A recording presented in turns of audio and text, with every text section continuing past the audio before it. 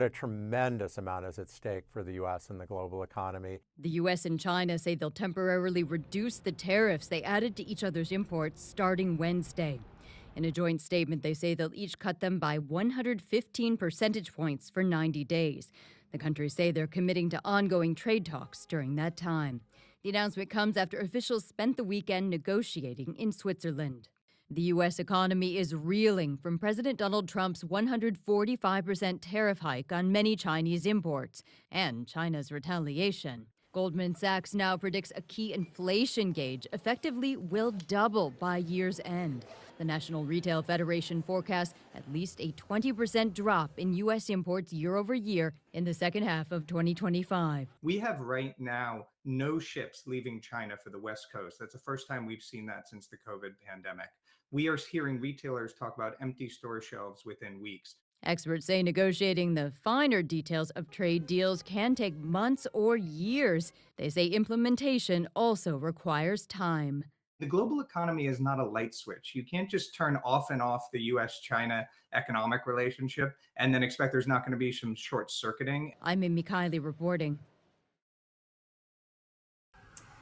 The Trump White House pleased with the outcome of these negotiations in Geneva over the weekend. The U.S. and China coming out of a marathon weekend of negotiations by agreeing to drastically reduce tariffs on one another's imports for at least 90 days. President Donald Trump, before taking off on the first major international trip of his second term, describing the relationship with China in glowing terms. They were very happy to be able to do something with us. And the relationship is very, very good. I'll speak to President Xi maybe at the end of the week. With this new 90-day agreement, which takes effect Wednesday, the U.S. will lower tariffs on Chinese goods from 145% to 30%. And China will cut its levies on U.S. imports from 125% to 10%, still high rates by historical standards. The director of the National Economic Council, Kevin Hassett, described it as a, quote, historic fresh start in the relationship between the world's two largest economies.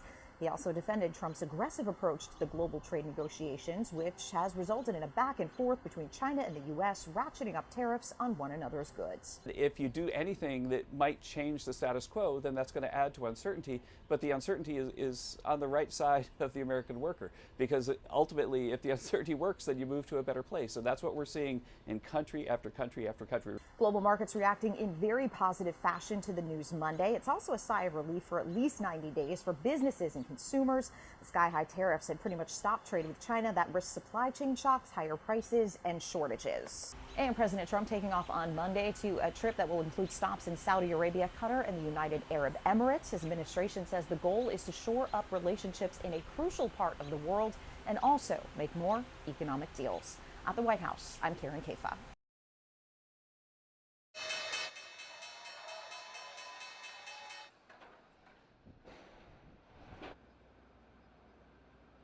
I think it's really a very historic fresh start in the relationship between the U.S. and China.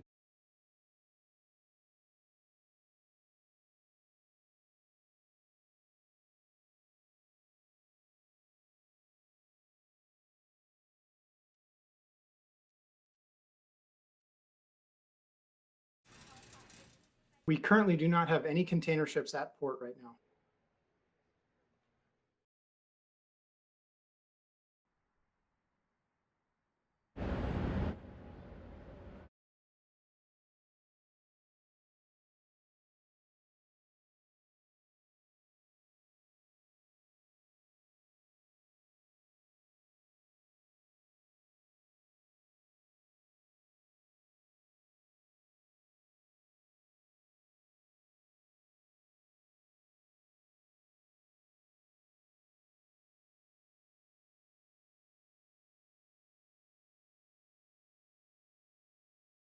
We may be seeing empty products on the shelves.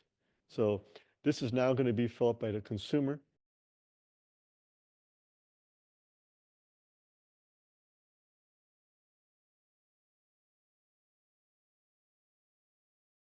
Nothing is actually going to come from this other than continued higher prices and uncertainty, instability.